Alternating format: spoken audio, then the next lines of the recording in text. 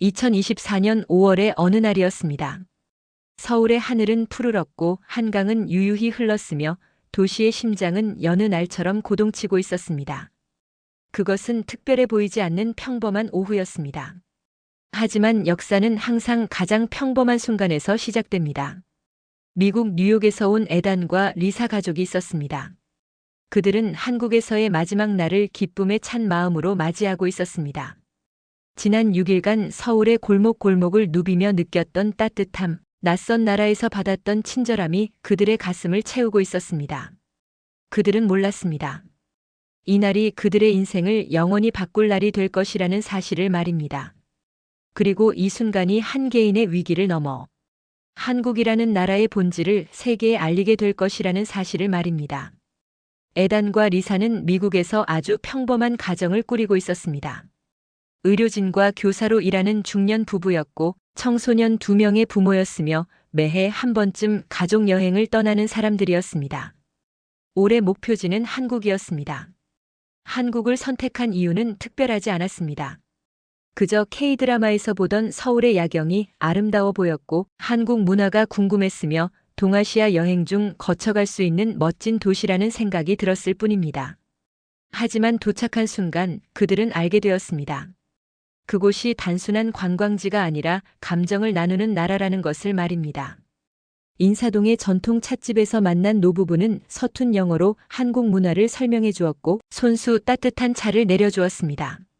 동대문 시장의 포장마차에서 만난 어르신은 손짓으로 리사에게 가장 맛있는 떡을 골라주셨습니다. 지하철에서 짐으로 힘들어하는 리사의 앞에는 학생 몇 명이 자신들의 자리를 내어주었습니다. 어디서나 누구에게나 느껴지는 것이 있었습니다. 그것은 사람을 소중히 여기는 마음이었습니다. 매일 밤 호텔방에서 리사는 에단과 이 나라에 대해 이야기했습니다. 여행 일정을 짜며 받은 손편지, 카페에서 바리스타가 남겨준 메모, 길을 헤맬 때 먼저 다가온 시민들의 미소. 그 모든 것이 쌓여 한국이라는 나라를 한국 사람들 자체로 느끼게 해주었습니다. 에단은 몇 번이나 같은 말을 반복했습니다. 이 나라는 정말 따뜻하다고 말입니다. 여행의 5번째 날 밤 에단과 리사는 호텔 창문에서 서울의 야경을 바라봤습니다. 한강 주변의 불빛들이 반짝였고 남산의 신호탑이 붉게 물들었으며 도시는 잠들지 않고 살아 숨쉬고 있었습니다. 그때 에단은 리사의 손을 잡았습니다. 이 나라에 대해 기억했으면 좋겠다고 평생 잊지 않고 싶다고 말했습니다. 리사는 웃으며 대답했습니다. 잊을 수가 없을 것 같다고 말입니다. 그들은 몰랐습니다. 그 말이 얼마나 중대한 의미를 가질지를 말입니다. 여행의 마지막 날은 늦게 시작되었습니다. 짐을 챙기는 일은 예상보다 오래 걸렸고 아이들은 마지막이라 더욱 서울 거리를 거닐고 싶어 했습니다. 하지만 비행기는 저녁 9시였고 돌아가야 할 시간은 왔습니다. 오후 3시경 가족은 호텔로 돌아왔습니다. 강남역 인근의 중급 호텔이었습니다. 특별히 호화로운 곳도 낡은 곳도 아닌 그저 깔끔하고 따뜻한 한국식 호텔이었습니다. 프론트 직원들은 이 미국 가족을 처음 봤을 때부터 관심을 가져주었고 매일 아침 친근하게 인사를 나누었습니다. 그날 오후 3시 에단은 마지막으로 복도를 따라 방으로 향하고 있었습니다. 리사는 아이들에게 수화물을 확인하라고 말했고 에단은 짐 정리를 돕기 위해 복도를 걷고 있었습니다. 그 순간은 너무나 평범했습니다. 수천 수만의 호텔 투숙객들이 매일 겪는 그런 평범한 오후의 일상이었습니다. 오후 3시 21분. 비를 맞은 듯 갑작스럽게 모든 것이 일어났습니다. 에단의 몸이 앞으로 구부러졌고 세상이 빙글빙글 도는 것을 느꼈으며 심장이 미쳐 돌아가는 것 같은 느낌이 들었습니다. 그리고 나서 아무것도 없었습니다. 둔탁한 소리가 호텔 복도를 울렸습니다. 사람이 쓰러지는 소리였습니다. 무게 70kg의 신체가 바닥에 부딪히는 소리, 인생이 돌변하는 소리였습니다. 리사의 비명이 터져나왔습니다. 에단. 그녀의 목소리는 절망으로 가득 찼습니다. 방금 전까지 남편과 나눈 일상적인 대화가 이제 돌아올 수 없는 과거가 되었다는 것을 깨닫는 순간이었습니다. 에단은 반응하지 않았습니다. 의식이 없었습니다. 호흡이 없었습니다. 맥박도 없었습니다. 겨우 몇 초 전까지 미소 짓던 사람이 지금은 그곳에 누워만 있었습니다. 의료를 다루는 직종에 있던 리사는 상황을 이해했습니다. 이것은 긴급 상황이다. 지금 이 순간이 그의 생사를 가르는 시간이다. 그녀의 몸은 본능적으로 움직였습니다. 그녀는 비명을 질렀습니다. 누군가 도와줘. 제발. 호텔의 복도는 그제야 반응했습니다. 그 순간 한국이라는 나라의 그 숨겨진 강점이 드러나고 있었습니다. 리사의 비명이 울려 퍼진 지 불과 10초 만에 호텔 직원 2명이 달려왔습니다. 그들의 이름은 기록되지 않았습니다. 언론이 따라가지 않았고 세상에 알려지지 않았으며 에단과 리사가 나중에 감사를 하려 해도 찾을 수 없었습니다. 그들은 그저 평범한 호텔 직원이었습니다. 하지만 그날 그들은 영웅이었습니다. 직원 A는 상황을 한눈에 파악했습니다. 의식 없는 남자, 비명 지르는 여자, 응급 상황. 그의 얼굴에는 당황함이 없었습니다. 마치 수십 번, 수백 번 연습이라도 했다는 듯이 자동으로 움직임이 나왔습니다. 직원 B는 즉시 휴대폰을 꺼냈습니다. 119에 신고하겠습니다. 목소리는 침착했습니다. 떠는 목소리도 두려움도 없었습니다. 그저 상황을 통제하려는 의지만 있었습니다. 한국인은 위기에서 놀라운 능력을 보여준다는 것이 말이 아니라 실천이 되고 있었습니다. 119를 누르는 사이 직원 A는 에단 옆에 무릎을 꿇었습니다. 그는 에단의 머리를 측면 회복 자세로 돌렸습니다. 혀가 기도를 막지 않도록 하는 가장 기본적이면서 가장 중요한 응급처치였습니다. 누군가는 이것을 학교에서 배웠을 것입니다. 누군가는 지나가던 길에 본 포스터에서 봤을 것입니다. 한국은 생각했습니다. 모두가 응급처치를 알아야 한다고 말입니다. 그리고 그 생각이 지금 이 순간 한 사람의 생명을 구하고 있었습니다. 119 상담원의 목소리가 나왔습니다. 119 구급입니다. 어디서 뭐가 필요하신가요? 직원 B는 신속하게 정보를 전달했습니다. 강남역 인근 호텔입니다. 남성 손님이 복도에서 의식을 잃었습니다. 호흡도 맥박도 없습니다. 상담원은 다시 질문했습니다. CPR을 해보셨나요? 아니요. 지금 준비하고 있습니다. 바로 시작하세요. 가슴 중앙을 분당 100회에서 120회 속도로 압박하세요. 이 대화는 평범해 보입니다. 하지만 실제로는 생명의 시간표가 세워지고 있었습니다. 심정지가 발생한 후 3분 이내에 뇌는 손상을 입기 시작합니다. 5분이 지나면 돌이킬 수 없는 손상이 발생합니다. 이 119 상담은 그 3분을 벌고 있었습니다. 직원 A는 에단의 가슴 중앙에 손을 올렸습니다. 생각이 있었을까요? 두려움이 있었을까요? 이 사람이 살아날 수 있을까 하는 의문이 있었을까요? 없었습니다. 한국인은 위기에서는 묻지 않습니다. 왜가 아니라 어떻게를 생각합니다. 그의 손은 리듬 있게 움직였습니다. 누르고 놓고 누르고 놓고. 그 반복이 계속되었습니다. 1번, 2번, 10번, 20번. 손이 아팠을 것입니다. 정신이 흔들렸을 것입니다. 하지만 멈추지 않았습니다. 왜냐하면 그가 멈추면 그곳에 누운 사람은 영원히 일어나지 않을 것이기 때문입니다. 리사는 옆에서 남편을 바라봤습니다. 호텔 복도의 불빛 아래서 낯선 사람의 손에 의존해 계속되는 그 압박. 그것이 에단의 생명을 잇는 유일한 줄이라는 것을 그녀도 직원도 모두가 알고 있었습니다. 119 신고를 받은 지 2분 30초. 서울의 거리는 교통체증으로 악명 높습니다. 출퇴근 시간이면 몇 킬로미터를 이동하는데도 1시간이 걸립니다. 아무리 빠른 속도로 달려도 서울의 도로는 무자비했습니다. 그런데 119 구급차는 2분 30초 만에 도착했습니다. 이것은 기적에 가까웠습니다. 아니, 정확히는 기적이 아니라 체계였습니다. 서울시는 도시 전역에 119 구급대를 촘촘하게 배치해두고 있었습니다. 대형 교차로마다 주요 도시 기능이 있는 곳마다 그들은 대기하고 있었습니다. 항상 준비된 몸, 항상 정신 바짝 든 마음으로 말입니다. 호텔 앞에 구급차가 멈춘 순간 문이 열렸습니다. 응급대원 3명이 나왔습니다. 그들의 움직임은 마치 영화배우 같았습니다. 지나칠 수 있을 정도로 자연스럽고 무리 없는 움직임이었습니다.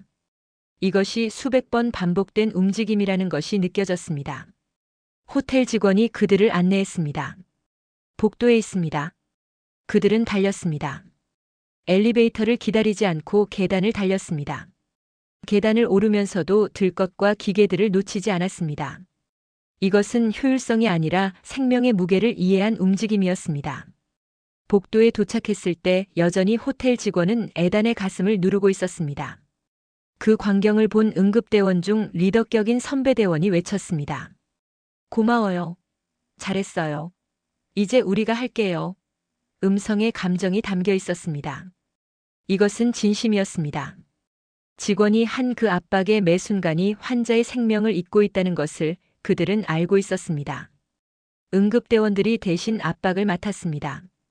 다른 대원이 에단의 팔에 정맥 주사를 꽂고 또 다른 대원이 산소 포화도와 심장 박동을 측정하는 기계를 연결했습니다. 그들의 움직임은 교과서에서 나온 것 같은 정확함이었습니다. 심전도 확인. 심실 세동입니다. 제세동기 준비. 각각의 목소리가 명확했습니다. 외침이 아니라 정보 전달이었고 명령이 아니라 협력이었습니다. 제세동기가 작동했습니다. 에단의 몸이 경련했습니다. 그 순간은 참담했습니다. 하지만 그 고통이 없으면 그는 깨어나지 못할 것입니다. 압박 계속해서 가슴이 눌렸습니다. 리사는 멀리서 바라만 봤습니다. 그녀는 의료진이었습니다. 상황이 얼마나 절망적인지 알고 있었습니다. 하지만 동시에 그녀는 알고 있었습니다. 한국의 응급의료진이 얼마나 뛰어난지를 말입니다. 호텔 직원에게 응급대원은 물었습니다. 신고 후 얼마나 됐어요? 3분 정도 됐습니다. 좋아요. 정말 잘해주셨어요. 이 대화 속에는 한국의 응급의료 철학이 담겨 있습니다. 의료진만 구한다는 생각이 아니라 모두가 함께 생명을 구한다는 생각 말입니다. 응급차가 출발했습니다. 목적지는 강남 세브란스 병원이었습니다. 서울에서 대형 응급실을 갖춘 병원까지의 거리는 평균 5분에서 10분 사이입니다. 강남 세브란스는 강남역 인근 병원 중 심장 전문 진료가 가장 뛰어난 곳이었습니다. 응급차가 출발하던 그 순간 운전대원의 무전기에서 메시지가 나왔습니다. 강남 세브란스 응급실에 심정지 환자 이송 예정입니다. 강남 세브란스 응급실은 즉시 작동했습니다. 의사들이 자리에서 일어섰습니다. 간호사들이 기계들을 점검했습니다. 수술실이 예약되었습니다.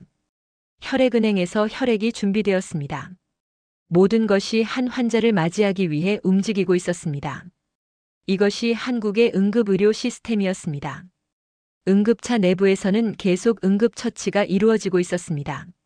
한 대원이 가슴을 누르고 다른 대원이 산소를 주입했으며 또 다른 대원이 약물을 투입했습니다. 그들의 움직임은 대사 없는 무언극 같았습니다. 누가 뭘 할지 이미 정해진 리듬이었습니다. 아드레날린 0.1mg 투입. 약물이 정맥 주사로 들어갔습니다. 이것은 심정지 상황에서 심장 박동을 되살리기 위한 약물입니다. 이론적으로는 효과가 없을 수도 있습니다. 하지만 가능성이 남아있는 한 한국의 응급대원들은 모든 것을 시도합니다. 측정. 모니터에서 여전히 죽음의 파동만 나타났습니다.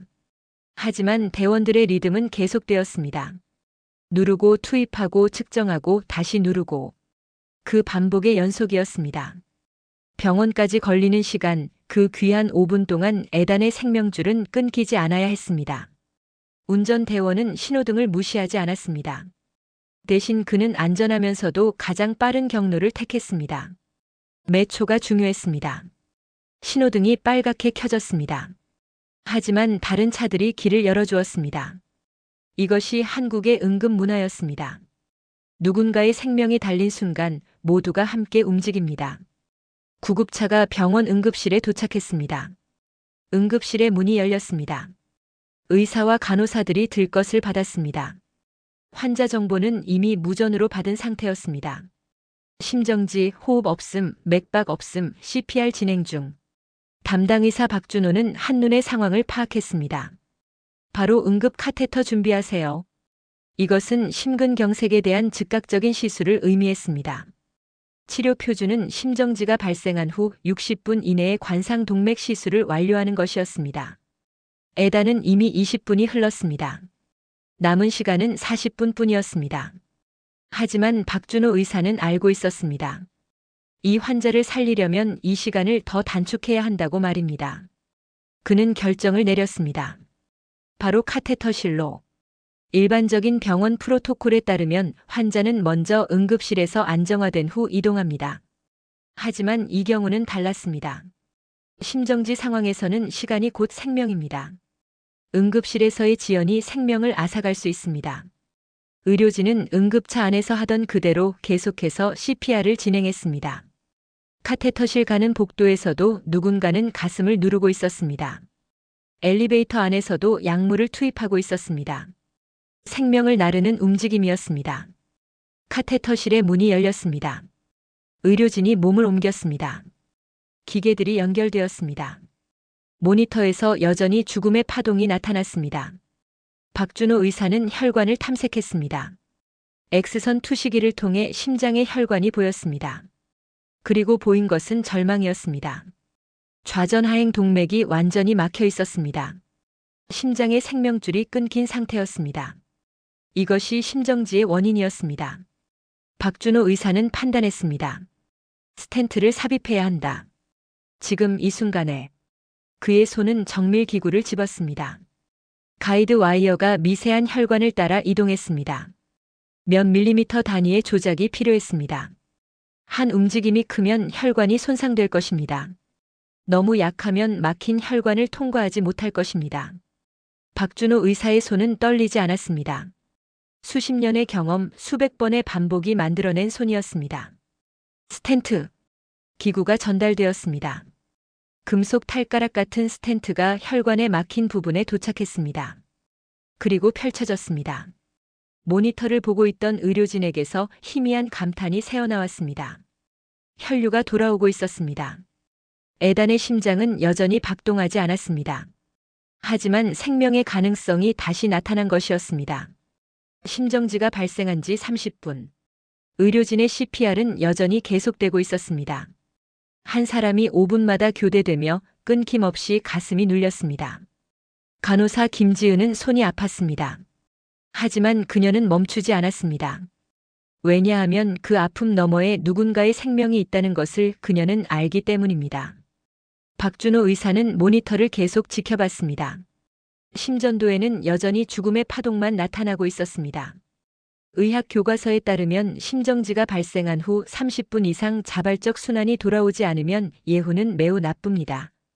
하지만 박준호 의사는 포기하지 않았습니다. 계속해요. 포기하지 말자. 그의 목소리는 침착했습니다. 절망 속에서 빛을 찾는 목소리였습니다. 의료진의 얼굴에는 피로가 보였습니다. 하지만 그들의 손은 계속 움직였습니다. 가슴 압박이 줄 수 있는 것은 최대한 혈액을 심장과 뇌에 흐르게 하려는 노력입니다. 그 노력이 1분이라도 계속되면 기적의 가능성은 남아 있습니다. 박준호 의사는 다시 생각했습니다. 이 환자는 미국에서 온 관광객이다. 가족이 기다리고 있을 것이다. 이 환자의 생명을 구하는 것이 우리의 책임이다. 약물 재투입. 아드레날린이 다시 정맥 주사로 들어갔습니다. 카테터실은 조용했습니다. 기계음만 울려 퍼졌습니다. 그것들은 심장의 부재를 기록하고 있었습니다. 하지만 의료진은 알고 있었습니다. 의학은 통계가 아니라 개별 생명을 다루는 것이라는 것을 말입니다. 확률이 낮아도 그들의 손이 멈추면 그 확률은 0이 됩니다. 간호사 김지은이 교대되었습니다. 새로운 간호사가 들어왔습니다. 제가 하겠습니다. 그의 손이 에단의 가슴을 누르기 시작했습니다. 그도 피로했을 것입니다. 하지만 그도 멈추지 않았습니다. 박준호 의사는 모니터를 향해 말했습니다. 한 번 더 측정하자. 카테터 시술을 통해 혈류가 확보된 지 이미 20분이 지났습니다. 혈류가 확보되면 심장이 자동으로 박동을 시작할 확률이 높아집니다. 하지만 아직도 모니터에는 죽음의 파동만 있었습니다. 아직도? 한 간호사가 작은 목소리로 중얼거렸습니다. 그것은 절망이 아니라 경이었습니다. 이렇게까지 계속될 수 있다는 것 자체가 기적이었습니다. 박준호 의사는 한 번 더 결정을 내렸습니다. 한 번 더. 최후의 약물 투입. 이것은 심정지 가이드라인의 마지막 단계였습니다. 이 단계에서 성공할 확률은 희박합니다. 하지만 한국의 의료진은 희박한 확률도 포기하지 않습니다. 약물이 다시 투입되었습니다. 모니터를 보고 있던 모든 사람이 숨을 멈췄습니다. 기계에서 신호음이 나왔습니다. 그것은 심장이 박동을 시작했다는 신호였습니다. 모니터에서 죽음의 평면이 사라지고 생명의 파동이 나타났습니다. 작은 파동이었습니다. 하지만 분명한 생명의 신호였습니다. 카테터실은 조용한 환호성으로 가득 찼습니다. 나왔다. 심장이 뛰고 있어. 박준호 의사의 얼굴에도 안도의 표정이 보였습니다. 생체 신호 확인하자. 혈압은 80 수축기입니다. 불완전하지만 그것은 심장이 피를 내보내고 있다는 증거였습니다. 산소 포화도는 올라가고 있습니다.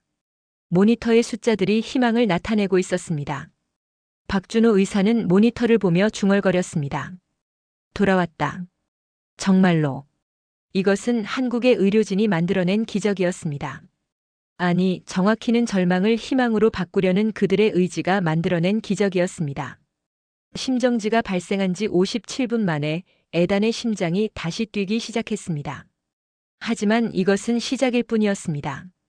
에단은 의식이 없었습니다. 뇌에 어떤 손상이 있을 수 있는지, 그의 신체 장기들이 제대로 기능할 수 있을지, 그것은 아무도 알 수 없었습니다. 의료진은 에단을 중환자실로 옮겼습니다. 모니터와 기계들에 연결된 그의 몸은 여전히 말이 없었습니다. 하지만 그의 심장은 계속 뛰고 있었습니다. 그의 폐는 인공호흡기의 도움으로 호흡을 하고 있었습니다. 리사는 중환자실 앞에서 기다렸습니다. 의료진은 그녀에게 설명했습니다. 박준호 의사는 영어를 능숙하게 구사했습니다. 심근경색으로 인한 심정지였습니다. 우리가 시술을 했고 심장의 혈류는 이제 정상입니다. 하지만 뇌에 손상이 있을 수 있습니다. 다음 48시간이 중요합니다. 리사의 얼굴은 창백했습니다. 그는 살 수 있나요? 네. 생명은 구했습니다. 하지만 회복은 시간이 필요합니다. 첫밤이 가장 길었습니다. 리사는 중환자실 옆의 가족 대기실에서 밤을 지새웠습니다. 두 자녀도 함께였습니다. 그들은 아버지가 돌아오기를 기다렸습니다. 밤사이 의료진은 계속해서 에단을 모니터했습니다. 혈압, 심박수, 산소 포화도, 뇌파. 모든 것이 측정되고 기록되었습니다. 간호사들은 1시간에 여러 번 환자의 상태를 확인했습니다. 이것이 한국의 응급의료였습니다. 첫날 밤 에단은 깨어나지 않았습니다. 두 번째 날 의료진은 계속해서 그의 뇌를 관찰했습니다. CT, MRI, 뇌파 검사. 모든 검사가 시행되었습니다. 결과는 희망적이었습니다. 뇌에 심각한 손상이 없다는 에단의 이야기가 시작된 지 2년. 한국은 여전히 그 이야기를 간직하고 있었습니다. 하지만 한국인들 중 많은 사람들은 자신들이 얼마나 특별한 나라에서 살고 있는지 자각하지 못했습니다. 응급실에서 대기하는 환자들, 119 대원들, 의료진들. 그들은 여전히 당연하게 자신의 일을 하고 있었습니다. 하지만 세상은 알고 있었습니다. 한국이 어떤 나라인지를 말입니다. 한 미국 의료 저널리스트는 이렇게 썼습니다. 한국은 K-팝, K-드라마로 알려진 나라가 아니다. 한국은 위기 속에서 생명을 구하는 나라다. 한국은 생명을 소중히 여기는 나라다. 한국은 혼자가 아니라 모두 함께 누군가를 도와주는 나라다. 한국의 청소년들은 이 이야기를 학교에서 배우기 시작했습니다. 한국의 응급의료 위기 속의 한국인의 모습, 생명의 가치. 이것은 단순한 사건 기록이 아니라 한국의 본질을 보여주는 교육 자료가 되었습니다. 한국의 119는 이 사건을 교육 영상으로 만들었습니다. 위기에서의 첫 대응, 호텔 직원의 CPR. 황금 같은 3분, 응급차의 고속 이송. 57분의 기적, 응급실의 투지. 전국의 응급처치 교육에서 이 사례가 다루어지기 시작했습니다. 의료 대학생들은 이 사건을 케이스 스터디로 배웠습니다. 왜 한국은 성공했을까? 그 질문에 대한 답은 항상 같았습니다. 시스템 그리고 문화. 한국의 매체들도 이 이야기를 다시금 조명했습니다. 한국인의 아름다움, 응급 상황에서의 미국인 가족을 살려낸 이야기. 한국의 위대함은 기술에 있지 않고 마음에 있다. 세계가 주목한 한국의 응급의료, 그 뒤의 문화. 하지만 가장 중요한 것은 한국인들이 깨닫기 시작했다는 것입니다. 자신들이 무엇이 특별한지를 말입니다. 국뽕. 이 단어는 보통 비판적으로 사용됩니다. 객관적 사실을 무시하고 자국을 과도하게 찬양한다는 뜻으로 말입니다. 하지만 에단의 이야기는 다른 종류의 국뽕을 보여줍니다. 그것은 자랑스러움이 아니라 현실입니다. 한국은 정말로 응급의료가 뛰어난 나라입니다. 한국은 정말로 위기에서 망설이지 않는 사람들이 사는 나라입니다. 한국은 정말로 생명을 최우선으로 여기는 나라입니다. 이것은 자랑이 아니라 사실입니다. 에단과 리사의 글을 읽은 한국인들은 깨달았습니다. 자신들이 당연하게 여기던 것이 세계적으로는 기적이라는 것을 말입니다. 호텔 직원의 즉각적인 대응이 다른 나라에서는 드문 일이라는 것을 말입니다. 119가 2분 30초 만에 도착한 것이 세계 표준으로는 불가능에 가까운 일이라는 것을 말입니다. 의사가 57분을 포기하지 않은 것이 다른 나라에서는 일반적이지 않다는 것을 말입니다. 그 깨달음이 진정한 국뽕의 시작이었습니다. 자랑이 아니라 감사의 국뽕. 비판이 아니라 감정의 국뽕. 나 자신이 사는 나라에 대한 자부심 말입니다.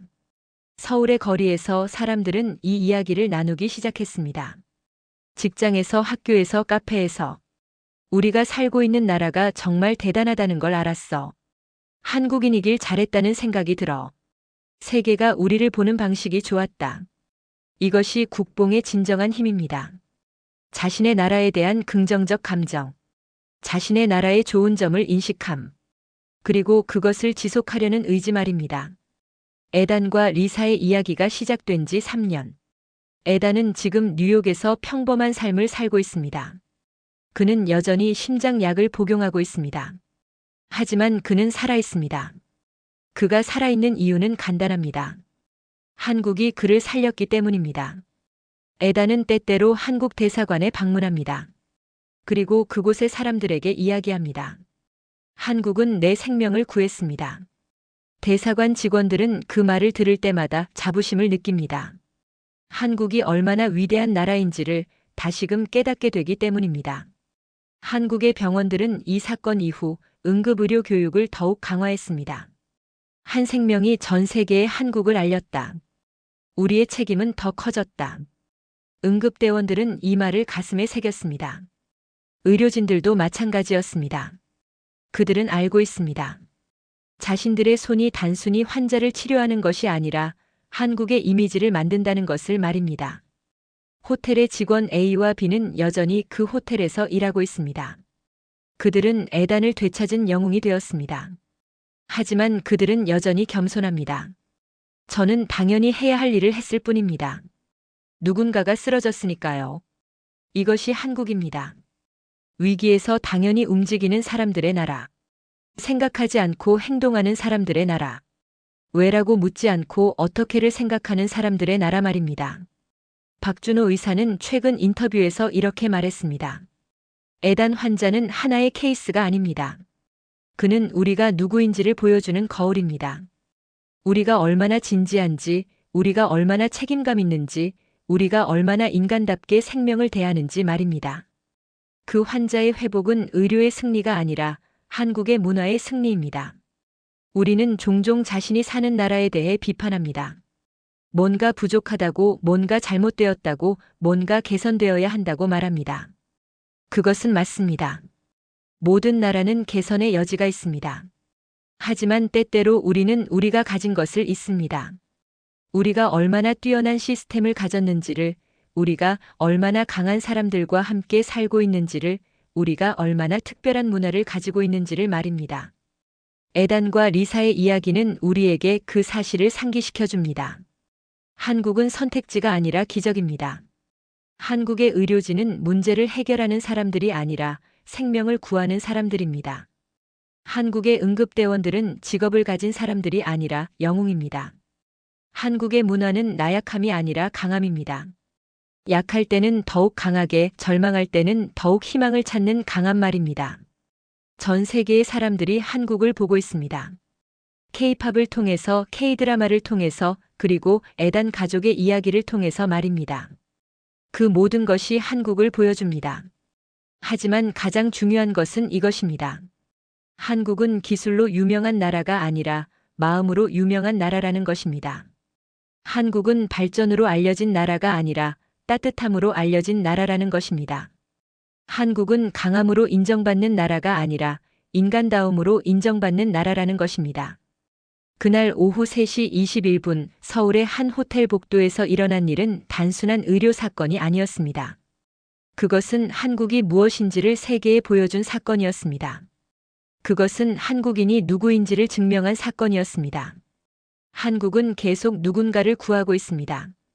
오늘도 내일도 그 다음 날도 특별할 것 없는 날들 속에서 평범해 보이는 순간들 속에서 한국은 생명을 구하고 있습니다. 그것은 기적입니다. 그것은 기적이 아닙니다. 그것은 당연함입니다. 그것이 바로 한국입니다. 에단이 마지막으로 한국에서 떠나며 남긴 말이 있습니다. 한국 감사합니다. 나는 돌아올 것입니다. 내 생명을 준 나라에. 그리고 한국도 대답했습니다. 당신을 기다리겠습니다. 항상. 이것은 한미국인 가족의 이야기가 아닙니다. 이것은 한국 사람들의 이야기입니다. 위기 속에서 포기하지 않는 생명을 최우선으로 여기는 서로를 소중히 하는 한국 사람들의 이야기입니다. 이 이야기는 계속됩니다. 매일, 매일 어딘가에서 누군가가 한국의 따뜻함을 경험하고 있습니다. 그 따뜻함이 바로 한국입니다. 그 따뜻함이 한국을 세계에 알리고 있습니다. 그 따뜻함이 한국을 기적의 나라로 만들고 있습니다. 우리가 살고 있는 이 나라 한국. 정말 위대한 나라가 아닐까요? 지금까지 에단의 사연 어떠셨나요? 에단의 사연은 한국의 위상을 제대로 보여준 이야기입니다. 이 이야기가 마음에 와닿으셨다면 좋아요 버튼을 눌러주세요. 그리고 구독과 알림 설정으로 더 많은 감동 스토리를 함께 해주시길 부탁드립니다. 감사합니다.